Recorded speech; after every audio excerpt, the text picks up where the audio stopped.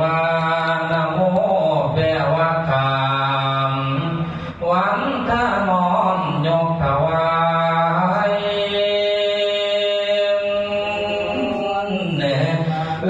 ก่อนสิบรรยายเรื่องในลำมหาเว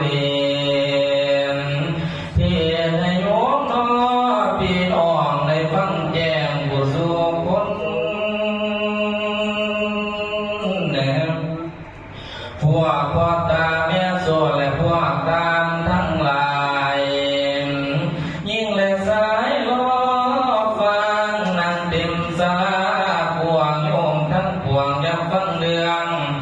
กระแสทั้งบอนสิมวนขอเสริมสวงจงเงียงก่อยหูน้อยหูขยุม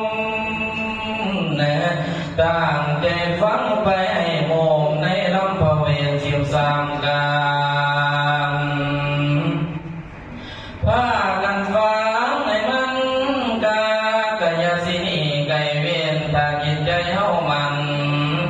บ่พันแปรไปทั้งไม่ถ้าจิตใจกำใสเลยมาฟังบอนลังลันคอว่าต่อไปเรื่องบันตัวนานสิเว้าจาเรื่องบอกเป็นมา